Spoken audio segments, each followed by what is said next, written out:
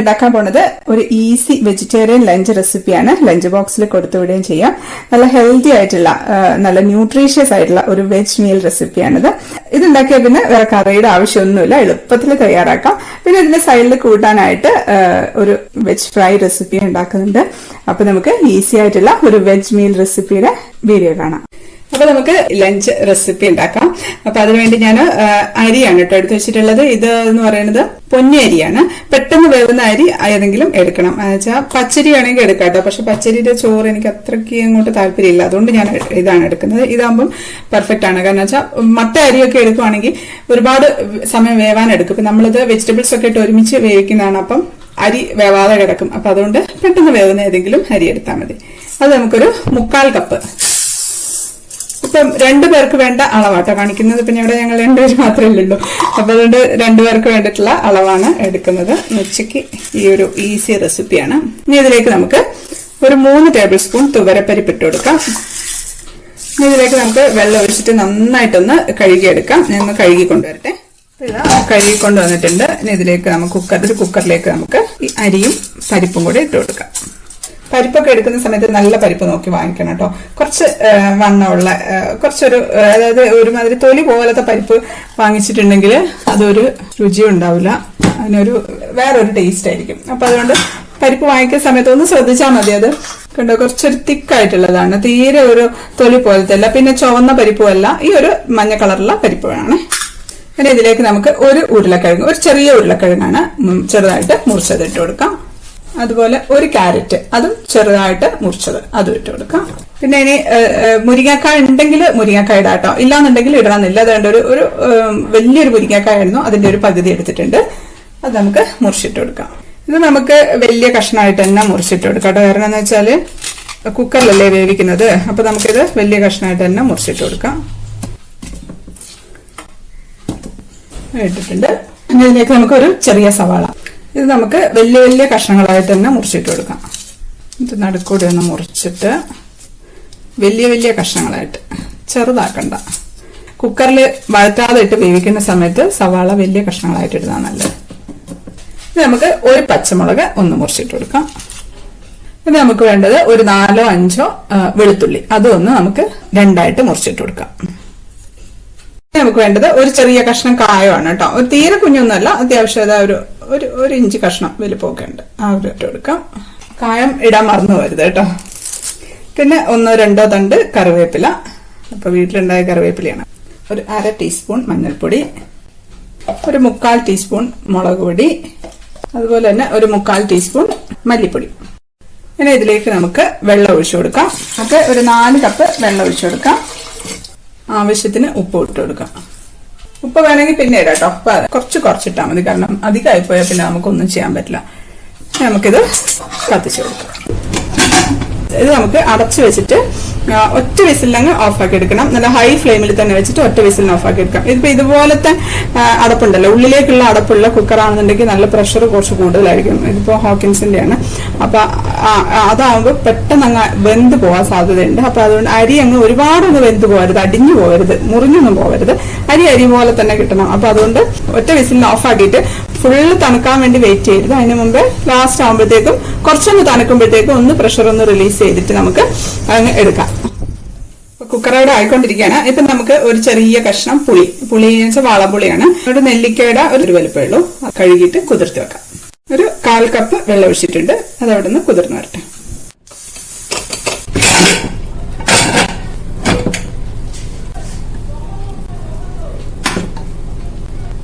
ഇതിപ്പം വെന്തിട്ടും ഉണ്ട്. എന്നാൽ അരിയുടെ ഷേപ്പിൽ തന്നെ ഉണ്ട്. തൊട്ട് നോക്കുമ്പോൾ കുറച്ചൊരു ഉറപ്പുണ്ടാവും, പക്ഷെ അമർത്തുമ്പോൾ അങ്ങ് നന്നായിട്ട് പേസ്റ്റ് ആവുന്നുണ്ട്. അപ്പൊ ഈ ഒരു പരുവം മതി കേട്ടോ. ഒരുപാട് അങ്ങ് സമയം വെച്ച് കുക്കറിനകത്ത് ഈ പ്രഷറിൽ ഇരുന്ന് കഴിയുമ്പോൾ ഇത് ഒന്നുകൂടെ വെന്തു. പക്ഷെ സാധാരണ മറ്റേ കുക്കറില്ലേ പുറത്തോട്ട് അടയ്ക്കുന്നത്, പ്രസ്റ്റീജിന്റെ ഒക്കെ പോലത്തെ കുക്കർ, അതാവുന്ന സമയത്ത് തണുത്ത് കഴിഞ്ഞിട്ട് എടുത്താലും മതിയാവും. കാരണം അത് പ്രഷർ അധികം ഉണ്ടാവില്ല. പക്ഷെ എനിക്ക് കറി വെക്കാൻ അതാട്ടോ ഇഷ്ടം, കുറച്ച് ഇളക്കാനും ഒക്കെ എളുപ്പം അതാ. മുരിങ്ങക്കായൊക്കെ അങ്ങനെ തന്നെ ഇട്ടതുകൊണ്ട് ഇതുപോലെ തന്നെ കിടപ്പുണ്ട്. നടുക്കൂടെ മുറിച്ചിട്ടുണ്ടെങ്കിൽ ചിലപ്പോൾ അത് പൊടിഞ്ഞു പോകും. എന്നാലും അത്യാവശ്യം വെന്തിട്ടുണ്ട് കേട്ടോ. സാധാരണ കറിയിലുള്ളതിലും കുറച്ചുകൂടെ കൂടുതൽ വെന്തിട്ടുണ്ട്. ഇത് മതി കേട്ടോ. ഇതുണ്ട്, ഈ ഒരു വെള്ളമൊക്കെ ഉണ്ടായാൽ മതി ഇതില്. ഇനി നമുക്ക് ചീനച്ചട്ടി വെച്ച് 1-2 ടേബിൾ സ്പൂൺ വെളിച്ചെണ്ണ ഒഴിച്ചു കൊടുക്കാം. എണ്ണ ഒന്ന് ചൂടായിട്ടുണ്ട്. അതിലേക്ക് നമുക്കൊരു 3/4 ടീസ്പൂൺ കടുക് ഇട്ട് കൊടുക്കാം. നമുക്കൊരു 2 ഉണക്കമുളക് അതും കൂടെ ഇതിലോട്ട് മുറിച്ചിട്ട് കൊടുക്കാം. 2 തണ്ട് കറിവേപ്പില ഇട്ട് കൊടുക്കാം. ഇനി ഇതിലേക്ക് നമുക്ക് ഒരു 2-3 വെണ്ടയ്ക്ക ചെറുതായിട്ട് മുറിച്ചിട്ട് കൊടുക്കാം. ഈ അങ്ങ് സിമ്മിൽ വെച്ച് വാട്ടിയെടുക്കാം. ഹൈയിൽ വെക്കണ്ട, സിമ്മിൽ വെച്ച് വാട്ടിയെടുക്കാം. ഇതിലേക്ക് മുറിച്ചെടുത്ത തക്കാളി ഇട്ട് കൊടുക്കാം.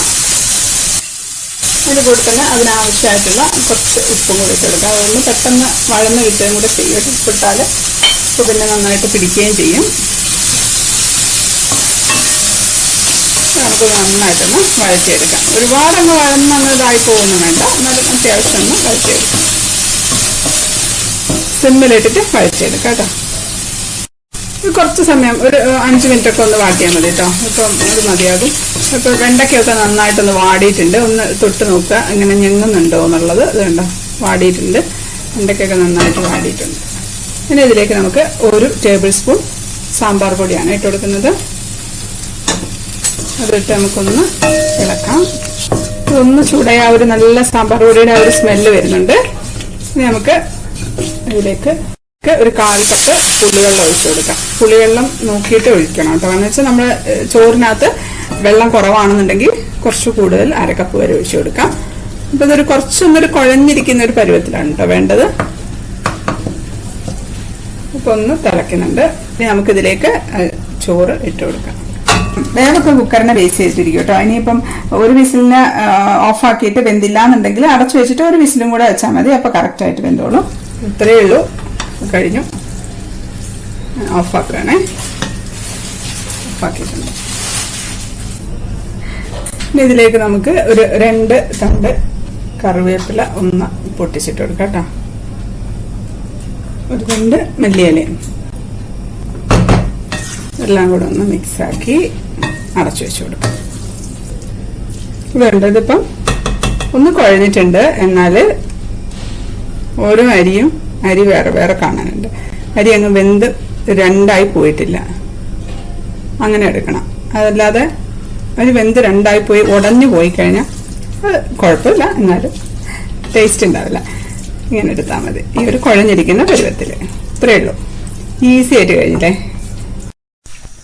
ഞാൻ ആ കുക്കർ അവിടെ അടുപ്പത്ത് വെച്ച സമയത്താട്ടോ ഇത് ചെയ്യുന്നത്. ഞാൻ പക്ഷെ ലാസ്റ്റ് ഈ വീഡിയോ കാണിക്കുള്ളൂ, കാരണം ഒരു കണ്ടിന്യൂഷൻ കിട്ടണ്ടേ. അപ്പൊ അത് കുറച്ച് വെണ്ടയ്ക്ക എടുത്തിട്ടുണ്ട്. അപ്പൊ നമ്മൾ ഇതിന് കൂട്ടാനായിട്ട് ഞാനൊരു വെണ്ടയ്ക്ക ഫ്രൈ ആട്ടോ ചെയ്യുന്നത്. ഈസി വെണ്ടയ്ക്ക ഫ്രൈ ആണേ. ഇതങ്ങ് തിന്നായിട്ട് കട്ട് ചെയ്യാം. കഴിയുന്നത്രയും തിന്നായിട്ട് അങ്ങ് കട്ട് ചെയ്യാം. ഇതുപോലെ എല്ലാം ഒന്ന് കട്ട് ചെയ്ത് വെക്കട്ടെ. ഇപ്പൊ ഞാനൊരു 5 വെണ്ടയ്ക്ക ഒന്ന് കട്ട് ചെയ്ത് വെച്ചിട്ടുണ്ട്. 5 എണ്ണം എടുത്തിട്ടുള്ളൂ, അത് മതി. ഞാൻ ഒരു പാത്രത്തിലേക്ക് 3 ടീസ്പൂൺ മുളക് പൊടി ഇട്ടിട്ടുണ്ട്. കാശ്മീരി ചില്ലി പൗഡറാണ്. അതുകൊണ്ടാണ് 3 ടീസ്പൂൺ ഇട്ടത്. അതിലേക്ക് നമുക്കൊരു 1/4 ടീസ്പൂണോളം മഞ്ഞൾപ്പൊടി. മഞ്ഞൾപ്പൊടി കുറച്ച് കൂടുതൽ വേണം. സാധാരണ നമ്മൾ ഇതൊക്കെ വറുക്കുന്ന സമയത്ത് അത് മീനൊക്കെ വറുക്കുന്ന അധികം മഞ്ഞൾപ്പൊടി ഇടാറില്ലല്ലോ. പക്ഷെ ഇതിലിപ്പോ നമ്മളിപ്പോ മഞ്ഞൾപ്പൊടി ശകലം കൂടുതൽ വേണം. ഒരു 1/4 ടീസ്പൂണോളം ഇട്ടിട്ടുണ്ട്. അതിലേക്ക് വേണ്ട ആവശ്യത്തിനുള്ള ഉപ്പ്. അപ്പൊ അധികമായി പോരുത്. ഇതൊന്ന് മിക്സ് ചെയ്തിട്ടുണ്ട്. നമുക്കിതിലേക്ക് ഈ വെണ്ടയ്ക്ക ഇതൊന്ന് നന്നായിട്ടൊന്ന് മിക്സ് ചെയ്തെടുക്കാം. ഇതിങ്ങനെ നോക്കിയിട്ട് ഇതിനകത്ത് വെണ്ടയ്ക്കയിൽ തന്നെ വെള്ളം ഉണ്ടാവും. അതിൽ തന്നെ ഈ ഇതങ്ങ് കുഴഞ്ഞു വരും. ഇല്ലാന്നുണ്ടെങ്കിൽ ശകലം മാത്രം നമുക്ക് ആവശ്യത്തിനനുസരിച്ച് വെള്ളം ഒഴിച്ചു കൊടുത്താൽ മതി. വെള്ളം കുറച്ച് ഒഴിച്ചിട്ട് ഒന്ന് തിളച്ചിട്ട് നോക്കിയിട്ട് ആവശ്യത്തിന് അധികമായിപ്പോ. ആദ്യം നമ്മൾ മുളക് പൊടിയൊക്കെ ഇട്ട് കുഴച്ച് കഴിയുമ്പോഴത്തേക്കും വെള്ളം അധികമായിപ്പോ. അതുകൊണ്ട് അങ്ങനെ ചെയ്യണ്ട. ഇങ്ങനെ കുറച്ച് വെള്ളം ഒഴിച്ചൊന്ന് കുഴച്ചാൽ മതി. ഇത് മതി. അതിപ്പോ നന്നായിട്ട് മസാലയൊക്കെ മുളകൊക്കെ നന്നായിട്ട് പൊതിഞ്ഞിരിപ്പുണ്ട്. ഇതിൽ ഞാൻ ഗരം മസാലയോ വേറെ മസാലപ്പൊടിയോ ഒന്നും ചേർക്കുന്നില്ല കേട്ടോ. ഇത് മാത്രമേ ഉള്ളൂ. മാത്രമായിട്ട് നല്ല ടേസ്റ്റാ. ഉണ്ടാക്കി നോക്കൂ. ഇത് നമുക്കത് അവിടെ മാറ്റി വെക്കാം. ഇത് കുറച്ച് സമയം അവിടെ ഇരിക്കട്ടെ. അവിടെ ഇരിക്കുമ്പോൾ നന്നായിട്ടൊന്ന് പിടിച്ചു വരും. അതിനുശേഷം മാത്രം നമുക്കൊന്ന് ഫ്രൈ ചെയ്താൽ മതി. അപ്പോൾ വെണ്ടയ്ക്ക ഫ്രൈ ചെയ്യാനായിട്ട് ഞാനൊരു പാൻ വെച്ചിട്ടുണ്ട്. അതിലേക്ക് നമുക്ക് വെളിച്ചെണ്ണ ഒഴിച്ചു കൊടുക്കാം കേട്ടോ. ഞാൻ വെളിച്ചെണ്ണയാണ് ഒഴിക്കുന്നത്. ഏതായാലും കുഴപ്പമില്ല. ഇതിപ്പം നമ്മൾ മുക്കി പൊടിക്കൊന്നുമല്ല കേട്ടോ. ഷാലോ ഫ്രൈ ആണ്. അപ്പൊ അതുകൊണ്ട് ഒരുപാട് വെളിച്ചെണ്ണ ഉപയോഗിച്ചു എന്നുള്ള ഒരു വിഷമമൊന്നും വേണ്ട. അപ്പം എണ്ണ ചൂടായിട്ടുണ്ട്. നമുക്ക് ഈ വെണ്ടയ്ക്കയുടെ പീസസ് ഇട്ട് കൊടുക്കാം.